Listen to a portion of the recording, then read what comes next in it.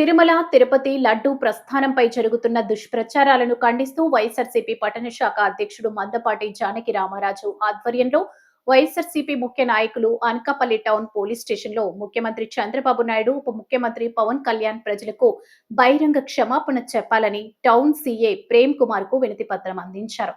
ఈ సందర్భంగా వైఎస్ఆర్సీపీ సమన్వయకర్త మలసాల భరత్ కుమార్ మాట్లాడుతూ కలియుగ దైవం వెంకటేశ్వర స్వామి ప్రసాదంపై చేస్తున్న దుష్ప్రచారాన్ని తీవ్రంగా ఖండిస్తున్నామన్నారు.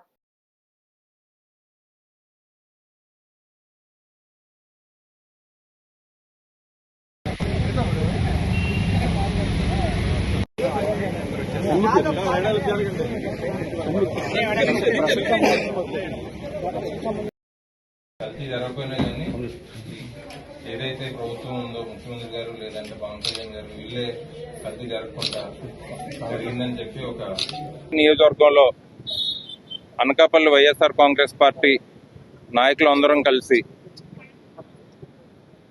పట్టణ వైఎస్ఆర్ కాంగ్రెస్ పార్టీ అధ్యక్షులు జానకి రామరాజు గారి ఆధ్వర్యంలో వైఎస్ఆర్ కాంగ్రెస్ పార్టీ పిలుపు మేరకు ఏదైతే చంద్రబాబు నాయుడు గారు అదేవిధంగా డిప్యూటీ సీఎం అయినటువంటి పవన్ కళ్యాణ్ గారు తిరుపతి లడ్డు విషయంలో అసత్య ప్రచారం చేసి వెంకటేశ్వర స్వామిని అదేవిధంగా లడ్డు ప్రసాదాన్ని కల్తీ జరిగిందంటూ అందులో జంతు కొవ్వు కలిసిందంటూ కల్తీ జరిగిందని అసత్య ప్రచారం ప్రజల్లో తీసుకెళ్లి దుష్ప్రచారం చేశారు.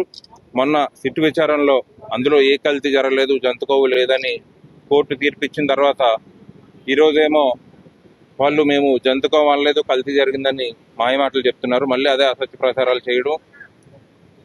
ఫ్లెక్సీల్లో ఇప్పుడు చైర్మన్గా ఉన్నటువంటి ప్రస్తుత రాజ్యసభ సభ్యులైనటువంటి సుబ్బారెడ్డి గారు, అదేవిధంగా మాజీ టీటీడీ చైర్మన్ అయినటువంటి కరుణాకర్ రెడ్డి గారి పైన ఫ్లెక్సీల్లో అసత్య ప్రచారాలు చేసి దూషించడం, ఇలాగా ప్రతి చోట ఫ్లెక్సీలు అవి పెడుతున్నారు.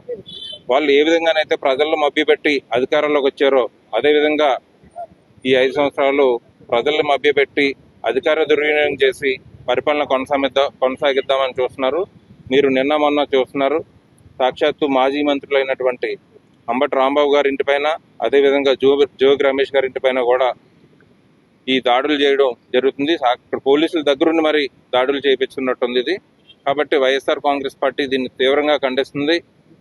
ఏదైతే అసత్య ప్రచారం చేశారో తిరుమల తిరుపతి దేవస్థానం లడ్డూలపైన ప్రజలకు వాళ్ళు క్షమాపణ చెప్పి చేసిన పాపాన్ని ప్రజలందరికీ క్షమాపణ చెప్పి కడుక్కోవాలని, అదేవిధంగా ఇటువంటి అసత్య దుష్ప్రచారంలో చైర్మన్గా ఉన్నటువంటి మాజీ చైర్మన్ల పైన మానుకోవాలని, అదేవిధంగా ప్రజలకు వాళ్ళు ఇచ్చిన హామీలు నిలబెట్టుకోవాలి, అభివృద్ధి సంక్షేమ కార్యక్రమాలు చేపట్టాలి తప్పితే ఈ విధంగా నాయకుల పైన ఏదైనా వాళ్ళకి ఎగెనెస్ట్గా మాట్లాడితే ప్రజల తరఫున ప్రజలకు పథకాలు అందలేదని లేదంటే ఇటువంటి అసత్య ప్రచారాలు చేస్తే వ్యతిరేకంగా మాట్లాడితే ఇంటిపైన దాడులు చేయడం మానుకోవాలని కోరుకుంటూ ప్రశ్నిస్తూ వైఎస్ఆర్ కాంగ్రెస్ పార్టీ దీన్ని తీవ్రంగా ఖండిస్తుంది. తప్పకుండా వైఎస్ఆర్ కాంగ్రెస్ పార్టీ నాయకులందరం కూడా ప్రజలకి ఇచ్చిన హామీలన్నీ నిలబెట్టుకునే వరకు ప్రజల తరఫున పోరాటం చేస్తామని తెలియజేయండి.